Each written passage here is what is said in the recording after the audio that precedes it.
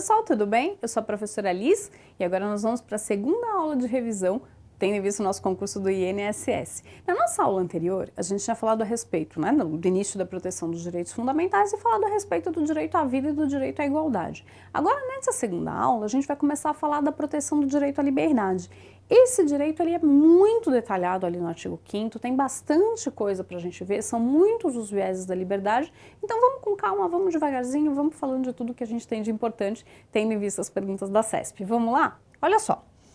Em primeiro lugar, quando a gente fala em proteção da liberdade, você tem que se lembrar que em relação ao cidadão comum, nós vamos ter uma perspectiva de liberdade que é diferente daquilo que é visto, de como a liberdade é vista em relação à ação da administração pública. Porque, na verdade, acabam sendo duas perspectivas. Enquanto a administração pública, que a gente vê aqui embaixo, só pode fazer aquilo que é estritamente permitido por lei, aquilo que é expressamente autorizado por lei, e aí a gente vai falar então que aplica-se o princípio da legalidade estrita. Para a pessoa em geral, para o cidadão comum, a perspectiva vai ser exatamente oposta, porque olha só, em relação à pessoa, o princípio da legalidade vai se aplicar no sentido de que qualquer vedação, qualquer impedimento à prática de uma determinada conduta, de uma determinada ação, só vai ser legítimo se tiver sido criado por uma lei legitimamente produzida pelos representantes do povo, digamos assim, então nos termos previstos na Constituição. Então, o princípio da legalidade, ele se aplica em relação à liberdade de ação na perspectiva de que ninguém é obrigado a fazer ou deixar de fazer alguma coisa, senão em virtude de lei. Então, olha que interessante, se não for a lei me vedando um comportamento, me obrigando a fazer alguma coisa, eu como cidadã comum sou livre para fazer aquilo que eu quiser, tá? Falando em lei especificamente, cuidado com o princípio da reserva legal, tá? Determinados assuntos, a Constituição foi mais específica. Beleza, a restrição a esse comportamento, esta determinada conduta, ela tem que ser regulamentada por uma lei em sentido estrito. Não pode ser por nenhum outro tipo de norma equivalente, necessariamente tem que ser por uma lei emanada do Congresso Nacional, lei em sentido estrito, então lei no sentido formal, e esse é o princípio que a gente chama princípio da reserva legal. Vale, por exemplo, para a tipificação de condutas criminosas. Você só pode criar um crime por uma lei em sentido estrito, que tenha vindo ali do Congresso Nacional, que tenha vindo, então, criada pelos representantes do povo. Tranquilo? Como é que esse assunto apareceu numa prova da CESP? Olha essa questão aqui de 2011, que interessante. Ela trabalha justamente com essa diferença dos princípios. Vê só, o princípio da legalidade não se confunde com o princípio da reserva legal. O primeiro pressupõe a submissão e o respeito à lei. Perfeito, bonitinho, isso mesmo, respeito à lei, submissão e respeito à lei. O segundo se traduz pela necessidade de a regulamentação de determinadas matérias ser feita necessariamente por lei formal. Então essa questão tá certa, perfeito, bonitinho. Ficou alguma dúvida? Acho que não, né? Então tudo bem, muito tranquilo. Dá uma olhadinha se ficar com alguma dúvida sobre alguma questão. Princípio da legalidade, reserva legal, legalidade estrita para a gente não se atrapalhar. Vamos seguir? Olha só. Primeiro viés da liberdade, além da liberdade de ação, que é aquele que você pode fazer tudo aquilo que você quiser, desde que não haja nenhuma lei que te proíba. Segundo viés que a gente tem a questão da liberdade do pensamento. Então, pensamento, né, aquilo que você imagina, aquilo que você cria, a sua opinião, a liberdade do pensamento, apesar de bastante ampla, ela não é absoluta, porque claro, meu anjo querido, que nem a mãe ensina, né? O seu direito termina quando começa o direito da outra pessoa. Então, né, determinadas pessoas a distância assim, cérebro e língua, ela é muito curta e a gente eventualmente pode ter problemas, porque para exercer o seu direito à liberdade de manifestação, você não pode fazê-lo de modo abusivo. Então, há limites para aquilo que você pode expressar e o limite está justamente no respeito ao espaço alheio. Então, vamos lá. Liberdade de manifestação do pensamento.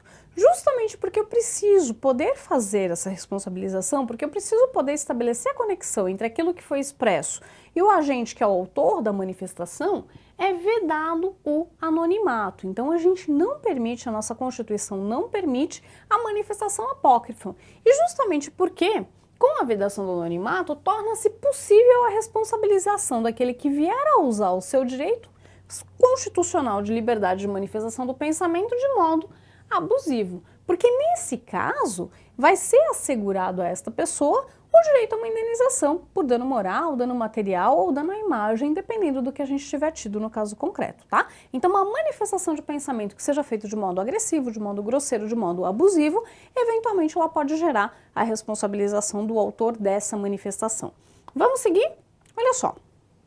É assegurado, então quando a gente estiver lidando com um meio de comunicação, por exemplo, é assegurado o direito de resposta. Então, algo foi dito, aquele que foi atingido pela manifestação tem o direito de responder. É assegurado o direito de resposta proporcional ao agravo, bem como, eventualmente, né, dependendo da ocorrência do dano, a indenização por dano moral, material e à imagem. Então, portanto, gente, responsabilidade no exercício do seu direito de liberdade de manifestação. Questão do sigilo da fonte, isso é muito importante, porque olha só, não é vedado o anonimato? É vedado o anonimato. Então o jornalista, por exemplo, ele tem que declarar de onde veio a informação, de quem ele obteve. Ah, mas peraí, foi o João que me contou. Olha só que interessante. Sigilo da fonte, artigo 5º da Constituição. Ele é assegurado quando necessário ao exercício profissional. Porém, o veículo de comunicação é responsável pelas informações publicadas e se por acaso a gente tiver uma situação em que se surja, em que haja um dano material, um dano moral ou um dano à imagem de alguém, o veículo de comunicação vai ser responsável pelo pagamento das indenizações. Outra coisa relativa à vedação do anonimato, que de vez em quando aparece, é a questão da denúncia anônima. E aí, como é que fica? Disque 100, pode ou não pode? Gente, pode sim, é super importante. Então, o Disque 100 é uma maneira que você permite que a notificação de uma conduta criminosa chegue às autoridades sem expor aquela pessoa que está trazendo a informação. Só que tem um detalhe, como é que o STF trabalha com essa questão? Beleza, a denúncia anônima, ela é mais um indício, ela é mais um detalhe, mas ela sozinha, apesar de permitida, não é suficiente para sustentar a instauração de um inquérito policial, tá? Então, sozinha, apenas uma denúncia anônima não justifica a abertura de um inquérito policial, não justifica que você comece, então, uma investigação mais séria em relação a uma pessoa. Como é que esse assunto apareceu nas provas da CESP? Olha só, 2 perguntas de 2010, as 2 caíram no concurso de perito médico previdenciário do INSS. Então, olha só, a liberdade de manifestação do pensamento não constitui um direito absoluto. Certinho, né, gente? É isso mesmo. Você tem que respeitar o espaço do outro. Basicamente, né, gente, nenhum direito fundamental é direito absoluto, justamente porque eles vão ser ponderados com outros direitos, a gente vai trabalhar ali com o maior peso desses direitos e cada caso concreto vai ser avaliado qual direito vai preponderar. Então, a priori, não dá pra gente dizer que existam direitos absolutos, tá? 2 exceções. O direito de não ser torturado, esse não vai admitir contemporização de modo nenhum, e o direito de não ser submetido à servidão ou a condições análogas a de escravo, tá? Então, tirando essas 2 situações, é muito tranquilo a gente dizer que não, os direitos fundamentais não são absolutos, o direito à liberdade de manifestação do pensamento também não é. Outra pergunta do mesmo concurso, vamos lá. Quando um jornalista denuncia fatos de interesse geral, como os relacionados às organizações criminosas especializadas no desvio de verbas públicas, está juridicamente desobrigado de revelar a fonte da qual obteve a informação. Certíssimo, é isso mesmo, a gente acabou de ver o inciso do artigo 5º. Ele não é obrigado a quebrar o sigilo da sua fonte, o sigilo da fonte é protegido constitucionalmente, a questão também está certa. Vamos seguir?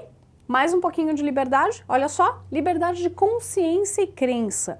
A liberdade de consciência e crença ela é considerada inviolável e é extremamente importante porque por ela a gente consegue realizar um dos princípios fundamentais da República Federativa do Brasil, que é o pluralismo político. Então, por essa liberdade de consciência, liberdade de crença, a gente vai ter espaço para manifestação das ideias mais diversas, das mais variadas ideologias e é um direito a um viés da liberdade que tem uma importância extrema.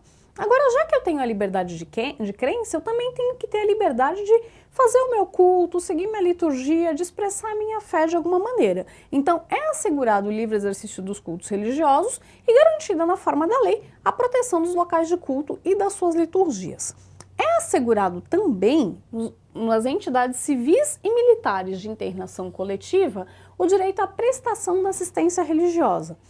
Gente, toma cuidado, porque olha só, quando a gente fala em prestação de assistência religiosa, essa prestação é de qualquer religião, tá? A gente não tem quesitos mínimos, critérios ali que você tem que atender para dizer que, ó, esta é uma religião válida, esta é uma religião não válida. Qualquer que seja a fé da pessoa, qualquer que seja o credo que ela tenha, o direito à prestação religiosa nas entidades de internação civis ou militares é garantido pela Constituição e tem que ser assegurado, tá? Na sequência, a gente tem mais um dispositivo em relação à liberdade religiosa que diz o seguinte, ó, ninguém será privado de direitos por motivo de crença religiosa ou convicção filosófica ou política, tá? Então você não perderá direitos em razão das suas ideias, salvo ser muito cuidado que isso aparece com uma certa frequência, salvo se você usar essa característica, essa sua crença para se eximir de uma obrigação que seja imposta a todos. Quando que essa discussão aparece com maior frequência? Aparece, por exemplo, na prestação do serviço militar obrigatório. Mas toma cuidado porque você só vai ter a restrição do direito se você se recusar a fazer duas coisas. Dá uma olhadinha aqui atrás de mim. Ninguém será privado de direitos por motivo de crença religiosa ou convicção filosófica ou política, salvo se as invocar para eximir-se de obrigação legal a todos imposta e recusar-se a cumprir a prestação alternativa. Tá vendo que você se recusa a duas coisas? Você se recusa à obrigação que é imposta a todos, mas se recusa também a cumprir a prestação alternativa. Então, nessa situação, eventualmente eu posso ter uma privação de direitos, eu posso ter como consequência uma restrição de um direito fundamental, tá? Mas aí, duas situações, cuidado, se recusa a cumprir a obrigação e se recusa a cumprir a prestação alternativa. Vamos seguir? Olha só, esse assunto tem apareceu em 2013, apareceu em 2015, vamos ver como é que a CESP tem falado dele. Segundo a Constituição de 88, é assegurada a prestação de assistência religiosa nas entidades civis e militares de internação coletiva. Entretanto, tal norma é de eficácia limitada, pois depende de complementação de lei ordinária ou complementar para ser aplicada. Certo ou errado, gente? Lembra que no comecinho do nosso encontro anterior eu falei a respeito da classificação das normas, eficácia plena, limitada e contida? Pois é, pessoal, tá errado, ela é uma norma de eficácia plena, ela pode ser realizada imediatamente, ela não depende da regulamentação. Tá errado, pergunta de 2013. Vamos para a próxima? Essa aqui, pergunta de 2015, mais recente, dá uma olhadinha. A dimensão substancial da liberdade de expressão guarda relação íntima com o pluralismo político, na medida em que abarca antes a formação da própria opinião como pressuposto para sua posterior manifestação. E aí, pessoal, certo ou errado? Olha que questão bonitinha, questão típica da CESP, bem escrita, bem formulada, fazendo relação até com os princípios da República. Certo, certíssimo, é isso mesmo. A plena liberdade de manifestação do pensamento inclui a liberdade de formação desse pensamento e formação dessa opinião. Tranquilo, então? Então, olha só, resposta correta, é isso mesmo. Vamos seguir mais um pouquinho?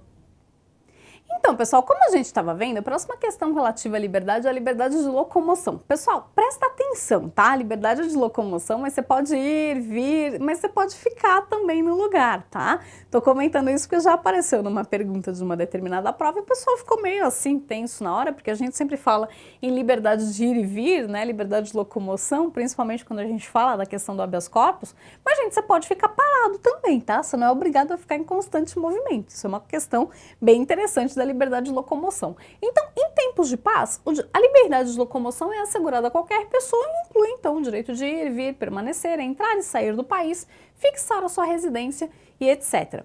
Agora, esse direito, lembra que eu falei que não tem direito absoluto? Então, esse aqui também não é. Ele pode ser restringido nas situações de estado de sítio. A propósito, uma das situações que a gente tem o estado de sítio é quando o Brasil está em guerra declarada.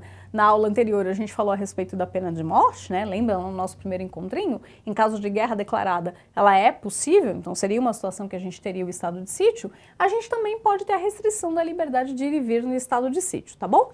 Agora, tirando essa situação, que ela é muito fora da normalidade, ela é uma situação incomum, a gente pode ter a restrição da liberdade nas situações em que a Constituição trabalha com a possibilidade de prisão. E aí, pessoal, eu tenho duas situações aqui, porque eu posso prender alguém, seja em razão da prática de um crime, então eu teria o uso da prisão numa situação penal, mas eu posso também ter, excepcionalmente, uma possibilidade de prisão civil. Quando a gente fala na prisão, nas questões relativas ao direito penal, dá uma olhadinha nesse inciso do artigo 5º. Ninguém será preso, senão em flagrante delito, então foi ali pego no pulo, né, com a boca na botija, ou por ordem escrita e fundamentada de autoridade judiciária competente, salvo nos casos de transgressão militar ou crime propriamente militar. Aqui a gente teria uma situação diferenciada, né? Seria do âmbito administrativo. Mas para os cidadãos comuns, aqueles que não integram as Forças Armadas, que não participam ali da Polícia Militar, situações normais a pessoa só é presa em flagrante delito ou por ordem escrita e fundamentada de autoridade judiciária competente, ou ali por uma prisão preventiva, ou até um cumprimento de sentença, alguma coisa assim. Agora, essa ordem escrita e fundamentada de autoridade judiciária competente, ela também pode aparecer na situação da prisão civil. E aí o que você tem que lembrar? A prisão civil, como o nome está dizendo, ela não é crime, ela não é resultante de um crime, ela é uma forma de pressão. A pessoa não quer fazer uma determinada coisa e a Constituição autoriza que, neste caso, eu restrinja a liberdade dela para ver se ela muda de ideia. As duas situações que a gente tem previstas no artigo 5º são a questão relativa à prisão civil do depositário infiel e a do devedor de prestação alimentícia. Devedor de prestação alimentícia só se for de propósito, a pessoa que está devendo na cara de pau. Então, olha só, devedor voluntário e inexcusável, tá? Prestação alimentícia tem que ser ali de propósito na cara dura. Então, inadimplemento voluntário e inexcusável de prestação alimentícia. E aí vem a questão da prisão civil do depositário infiel. Esse assunto rendeu discussão muito tempo e o STF em 2008 bateu o martelo dizendo que não, ela não é compatível com tratados internacionais de direitos humanos e não é compatível com o princípio da dignidade da pessoa humana. Então a gente tem em 2008 a edição da súmula vinculante número 25, que diz o seguinte: é ilícita a prisão civil do depositário infiel, qualquer que seja a modalidade de depósito, tá? Então toma muito cuidado que se a pergunta aparecer, tiver ali pedindo opinião do STF, você já sabe, vem súmula 25, lembra lá, é ilícita a prisão civil do depositário infiel, qualquer que seja a modalidade de depósito. Aí pra gente fechar, liberdade, a prisão ilegal, se ela não for ali naqueles motivos previstos na Constituição, deve ser imediatamente relaxada pela autoridade judiciária e liberdade provisória deve ser dada sempre que possível, com ou sem fiança, vai depender do caso concreto, vai depender da análise que for feita ali naquele momento. Última perguntinha, vamos ver como é que esse assunto apareceu. Olha que interessante, liberdade de ir e vir, liberdade de locomoção, uma pergunta de 2013. Em tempos de paz, a liberdade de locomoção dentro do território nacional é ampla para os nacionais e estrangeiros residentes e não residentes que tenham ingressado regularmente no país. Certo, pessoal? Certíssimo, é isso mesmo. Aí o que entrou irregularmente no Brasil, ele não tem ampla liberdade de locomoção? Então, né, se ele entrou irregularmente no Brasil, ele vai ser pego e vai ser deportado. Então, a pergunta tá certa, é isso mesmo. Acho que a gente pode fechar, né? Então, obrigada pela sua atenção. Espero que você esteja gostando da nossa revisão.